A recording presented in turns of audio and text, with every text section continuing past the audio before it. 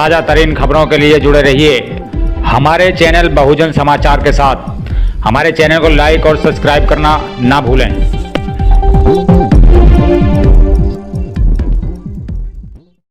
रियाज साहब खड़े हैं और जिले के 2 अधिकारियों जैसे अब न्यूट्रीमा का पूरा प्रकरण अब सामने चल रहा, आप बताओ अगर जनप्रतिनिधि वहां नहीं जाएगा, साथ तमीजदार जाते होंगे या मरीज को लेकर अपने आम लोग जाते होंगे, उनके साथ इनका कैसा व्यवहार रहता है? जब वो डॉक्टर ठीक होने की स्थिति में आ जाता है वो मरीज, तो अपने उनसे कहता है कि इसे दूसरी दवाई देता जिससे इसकी छुट्टी ना हो, अभी 3-4 दिन और यहाँ रहे।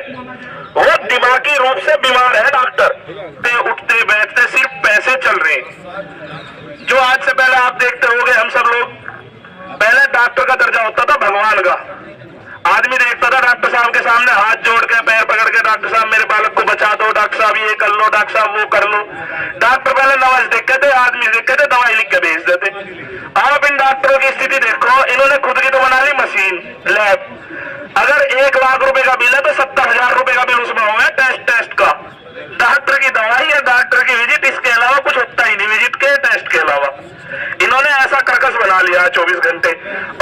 और इन्होंने अपने स्टोर खोल रखे हैं, दवाई के नाम पे लूट मचा रखी है।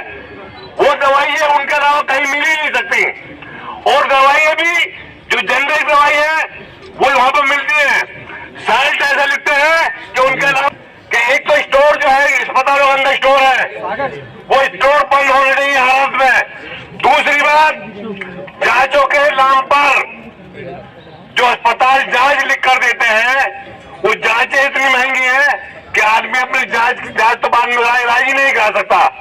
तो हम लोग आज इन अस्पतालों के खिलाफ जो मनमानी हो रही है, गरीब जनता के लिए, गरीबों की आवाज उठाने के लिए, गरीबों के हक के लड़ाई लड़ने के लिए यहाँ पर बैठे हैं।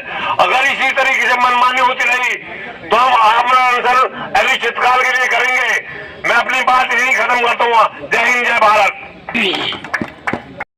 रियाज साहब खड़े हैं और जिले के 2 अधिकारियों को छोड़कर सब वरिष्ठ अधिकारी हैं। एडीएम सिटी, एडीएम ई, एसपी देहात साहब, हमारे सर्किल के सीओ जो यहाँ के सीओ हैं वो भी यहाँ पे बैठे हैं और लोग आ रहे हैं। प्रशासनिक लोग त्योहार की तैयारी करते हैं, गश्त करते हैं और बहुत ज्यादा प्रशासन उसमें इन्वॉल्व रहता है।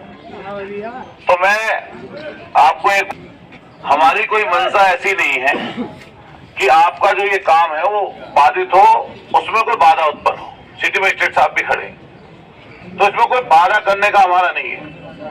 हम लोग बस एक चीज आपसे जानना चाहते हैं, ईमानदारी की, कि जो वहां पे वाकया घटा, सीओ साहब तो सीधे उससे वाकिफ हैं, लेकिन एसपी देहात साहब से मेरी बात हुई, मैंने इनको भी उससे वाकिफ कराया। इसके साथ साथ एडीएम साहब से बात हुई थी, एडीएम साहब से, इनको मैंने उससे वाकिफ कराया। अभी हम लोग जब एडीएम साहब के बयान बैठे थे तो वहां पे एडीएम सिटी भी थे, उनको सबसे पहले मैं आपको ये बताऊं, भाई मैं एक चुनाव प्रतिनिधि हूं, मुझे 1,20,000 लोगों ने वोट डाला है, 4 लाख के लगभग मतदाता वहां पे है। हमारी पत्नी पूर्व में जिला पंचायत अध्यक्ष रही है।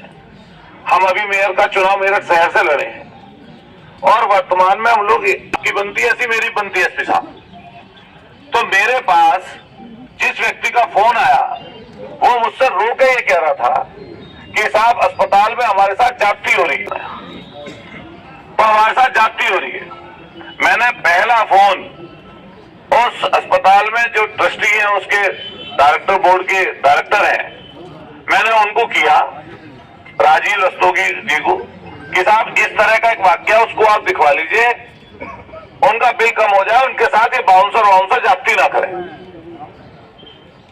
बिल्लू भाई ऐसी जाति है कि अस्पताल के ठीक सामने थाना है मेडिकल, 100 मीटर की दूरी पे, और 100 मीटर की दूरी पे अस्पताल है, 150 मीटर की दूरी पे, और 20 से 25 बाउंसर वहां पे हर वक्त खड़े रहते हैं, पिस्टलधारी भी हैं। हमें यह समझ में नहीं आया कि भाई वे उनकी सुरक्षा के लिए हैं या लोगों को धमकाने मारने पीटने के लिए हैं। भाई कोई व्यक्ति अगर मेरी सुरक्षा में है, अगर मेरे ऊपर कोई हमला करे तब तो सुरक्षा करे, लेकिन अगर अगर वो मैं भी ना हूं मौके पे और कोई आदमी सुरक्षाकर्मी या कलेक्ट्रेट में आके किसी को पीट दे या पुलिस लाइन में किसी को पीट दे तो ये तो गलत बात हुई ना। तो इनके साथ जाति, जो हमारे क्षेत्र मवी मीरा के रहने वाले लोग हैं, उनके साथ जाति हुई। मैं जब वहां से निकला तो मैंने पहले नंबर पे डीएम साहब को फोन किया, डीएम साहब को जानकारी दी ऐसा सब प्रकरण है। अब सीएमओ साहब से दूसरे नंबर पे बात की, उन्हें बताया कि हम वहां पे जा रहे हैं, आप अपनी टीम भेज दो। सीएमओ साहब से बात होने के बाद मैंने एसएसपी साहब को फोन मिलाया। एसएसपी साहब उस समय की मार्च में थे तो फोन किसी और ने उठाया, उन्होंने कहा जी मैं भी बात करा रहा हूं। मैंने सोचा सर्किल के सीओ हैं, अच्छे भले इंसान है, बातचीत होती रहती है। हमने इनको सीओ साहब को फोन मिलाया। सीओ साहब से कहा हम ऐसे उस अस्पताल में जा रहे हैं, आप उनको जानकारी दे दो, अपने पुलिस वालों को, थाने के लोगों को, थाने के लोग पहुंच जाए। मेरे पहुंचने से पहले 2 सिपाही वहां पे मौजूद थे। मेरे उतरते उन्होंने वीडियो बनानी शुरू कर दी थी हमारी। और जैसे ही हम अंदर गए तो मैं अंदर जाने के बजाय कमरे में उनके, मैं जहां पर तमीमदार बैठे रहते हैं, परिजन बैठे रहते हैं, उसमें बैठ गया और मैंने सीधा उनसे सवाल किया कि भाई 2,85,000 रुपए इन्होंने जमा कर दिए, अगर बाकी में ये आपसे कह रहे हैं कि कंसेशन मांग रहे हैं कि भाई इनकी मदद कर दो, तो आपको थोड़ी मोड़ी मदद कर देनी चाहिए, इनके परिवार में पैसा नहीं दिक्कत है। तो उनका पहला जवाब ये था डॉक्टर संदीप का कि आप इसलिए आए हैं कि हम पैसे छोड़ दें, माफ कर दें पैसे। मैंने कि माफ करने के लिए नहीं कह रही, जितने इन्होंने तो 2,85,000 जमा कर दिए, बाकी जो पैसे तुमने गलत तरीके से लगा रखे उसको जो है आप जो है कम करो और इनको संतुष्टि दो। तुम्हारे 4.5 लाख रुपए कहां से दें। इसके बाद में चीज आगे बढ़ी तो इनके थाना अध्यक्ष, जिन पर चार्ज है वो, और साथ साथ 2 दरोगा और कई सिपाही और पहुंच जाते हैं। हमसे कहा जी अंदर चल के बात कर लो। IMA के सचिव भी पहुंच जाते हैं, गोयल साहब, उनके सामने बैठ के वार्तालाप होता, सब कुछ रिकॉर्डेड है।